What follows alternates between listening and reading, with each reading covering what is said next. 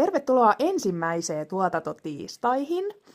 Me ajateltiin, että olisi paras aloittaa ihan tuotteiden suunnittelulla, koska se on kuitenkin aika tärkeä osa meidän tuotantoa. Ja meidän tuotannon ja uusien tuotteiden suunnittelusta vastaa Maija. Ja mä nyt haastattelen tässä vähän Maijaa, niin Maija saa kertoa hänen työnkuvastaan lisää. Eli sä voisit eka, Maija, vähän esitellä ittees ja kertoa sun työkokemuksesta ja koulutustaustasta tai muuta. Jes, eli mä oon siis Maija Nuppula, oon siis koulutukseltani vaatetusmuotoilija tuolta ammattikorkeapuolelta, valmistunut vuonna 2004. Ja sitten mä pääsin töihin Nansolle. Mä olin siellä ensin assistenttina ja sitten sen jälkeen suunnittelijana. Mä olin siellä sitten 5 vuotta. Ja sitten sen jälkeen laitoin siinä sitten oman merkintön Second Chanceen ja sitä sitten 15 vuotta ja nyt sitten tässä aatteella oltu sitten alkuvuosi. Mitkä on sun tärkeimmät periaatteet vaatesuunnittelussa? Mä oon aika semmoinen käytännönläheinen suunnittelija. Mä tykkään, että niin kuin ihan ensiksi vaatteen täytyy siis oikeasti toimia ja olla niin kuin mukava päällä. Totta kai sen täytyy näyttää hyvältäkin, mutta semmoinen mukavuus, monipuolisuus ja semmoinen, että mua on aina kiinnostanut erilaiset niin kuin naisvartalot ja eri mallit ja sitten, että niin kuin miten saisi sen yhden saman tuotteen näyttämään mahdollisimman hyvältä monenlaiseen kroppaan, niin sellainen kiinnostaa. Mistä sä saat ideat uusiin tuotteisiin ja uusiin vaatemalleihin? No ne tulee oikeasti ihan tästä niin kuin eletystä elämästä ympärillä vähän mitä on ilmassa.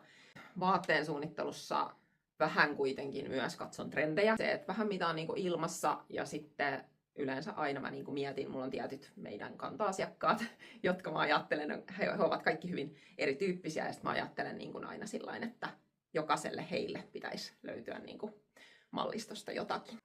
No miten sitten suunnitteluprosessi lähtee liikkeelle ja miten se etenee? No ihan sillä lailla, että mä rupean ihan luonnostelemaan siis lyijykynä käsin erilaisia vaatemalleja. Ja sitten kun mä oon niistä katsonut semmoisen raaka-version, että mitkä mallit sieltä lähtee eteenpäin, mä yleensä piirrän ne illulla niin kun sitten ihan tietokoneelle. Ja sitten vielä sen jälkeen teen niin, että sit mietin sen varsinaisen malliston. Eli se, että siellä on niin ne kivat vaatemallit, mutta myös se kokonaisuus. Että siellä täytyy olla siellä täytyy olla V-päätietä, siellä täytyy olla O-päätietä, siellä täytyy olla pidempää hihaa, vähän lyhyempää hihaa, pidempää helmaa, lyhyempää helmaa, housua. Ja sitten että siitä tulee sellainen järkevä kokonaisuus, että meillä kun on kuitenkin aika pieni mallisto, sinne ei mahu niin monta tuotetta, niin sitten täytyy olla tosi tarkka siinä kokonaisuudessa, että siellä on mahdollisimman monipuolisesti riittäviä variaatioita, erilaisia. Ja just se, että sieltä löytyy sille jokaiselle naisvartalolle myöskin niitä hyviä tuotteita. Vielä jotain muita asioita, mitä pitää ottaa huomioon siinä suunnittelussa, varmaan paljonkin, mutta mitä sä haluaisit nyt tähän nostaa? Eli sitten täytyy myös ottaa tietenkin huomioon kaikki sellaiset tekniset asiat.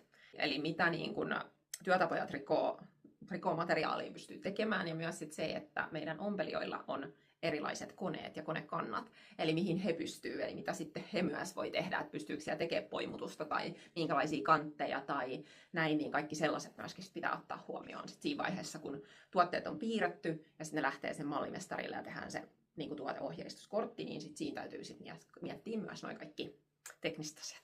Eli sitten kun mä oon miettinyt sen kokonaisuuden, niin sitten sen jälkeen mä teen niistä semmoiset tuotekortit, jossa mä mietin kaikki tekniset asiat. Ja sitten ne lähtee tonne mallimestarille. Eli sitten mä ohjeistan ne mallimestarille, käyn mallimestarin kanssa kaikki tarkkaan läpi ja tuotteet, että hän ymmärtää, mitä mä niillä haen. Ja sitten sen jälkeen niistä tehdään protot ja katsotaan, mikä toimii, tarvitsisi vielä jotain muuttaa, koska sitten voi olla, että joku rakenne ei toimi, joku kaava on vähän pielessä, niin sitten vielä niissä sit muuttuu monesti mallit vähän sit siinä vaiheessa, siinä protovaiheessa. No varmaan niin kuin tässä meidän aatteen kohdalla, niin tietenkin se materiaali määrittää aika paljon. Eli meillä kun on tuo joustava neulos materiaalina, niin se luo aika paljon lainalaisuuksia niihin tuotteisiin. Ja sitten myös se, että täytyy vähän miettiä myös sitä tuotannollisuutta ja sitä, että materiaalikulutus ei saa olla liian kova. Ja sitten täytyy myös miettiä materiaaleissa meidän matskuissa se, että kaikki meidän materiaalit ei toimi kaikkiin tuotteisiin. Eli just esimerkiksi alaosiin monesti niin haluaa vaikka jotain vahvempaa neulosta tai kieltosumekkoon ei toimi joku liian painava paksu neulos. Eli se, että sitten myös ne neulosten kaikki paksuus, laskeutuvuus, kaikki sellainen vaikuttaa myös sit siihen, miten ne toimii. No mistä sä sitten tiedät, mikä malli toimii ja mikä ei toimi? ainahan mä en sitä välttämättä tiedäkään. Mä saatan johonkin malliin uskoa hirveästi, ja sit se ei välttämättä olekaan se myyvin. Mutta kyllä pääosin sanotaan, että 90% yleensä, mihin mä uskon itsekin, ja mä uskon, että tästä tulee niinku superhyvä, niin sit siitä yleensä tuleekin. Me voitaisiin puhua tästä tuotesuunnittelusta vaikka koko ilta, ja kysymyksiäkin tietysti sit sulle saa esittää jälkikäteenkin. Mutta voisitko sä loppuun vielä kertoa, että mistä tuotteesta sä oot erityisen ylpeä, tai mikä tuote on sun mielestä ollut kaikista paras sun suunnittelema tuote, ja miksi? Näitä olisi varmaan aika paljonkin, mutta ehkä mä sitten kuitenkin nostan ton Laura Kiatasu Mekon, koska se on kuitenkin ollut mallistossa siis yli 10 vuotta. Ja se on vaan, siis joka kerta edelleen kun sen näkee, kun joku sen pukee päälleen, niin yllättyy siitä, että ei vitsi miten hyvältä se näyttää. Ja just nimenomaan se, että se on niin kuin hyvin erityyppisissä vartaloissa todella imarteleva ja niin kuin hyvän näköinen. Ja just se, että se on pitkillä naisilla, vähän lyhyemmillä naisilla. Että se jotenkin, siinä menee mittasuhteet kaikille niin kuin tosi hyvin. Ja sitten se, että siitä saa oikeasti myös sen niin kuin vaatteen sekä arkeen että juhlaan. Että se on niin kuin hirveän monipuolinen. Että just jotenkin itse olen kokenut, että se on yksi parhaita reissuvaatteita, koska sitten se käy niin kuin se reissus siihen vähän fiinimpään illalliseen ja sitten siihen ihan kaupunkikävelyn lenkkareissa, niin se sama vaate niin kuin menee ihan kaikkeen. Ja sitten myös se, että se ei ole ihan, sun ei tarvitse olla niin kuin täysin saman kokoinen koko aikaa, eli se myös pikkasen niin kuin elää siinä naisen elämässä mukana. Onko sulla jotain terveisiä ajatuksia, mitä sä haluaisit vielä sanoa loppuun?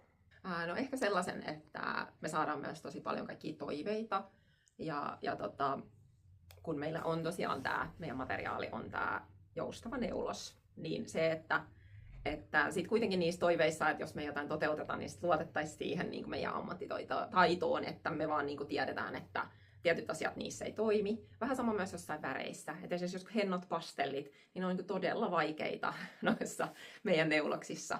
Et sen takia on, niin kuin, että aina ei ole välttämättä siitä kyse, että me ei haluttaisi toteuttaa jotain tai tehdä jotain, vaan se on vaan, että se ei vaan niin kuin kerta kaikkiaan siitä meidän materiaalista parhaiten toimi. Niin ehkä sellainen. Kiitos paljon Maija tästä pienestä infopläjäyksestä. Ensi kerralla me kerrotaan teille meidän printtien suunnittelusta.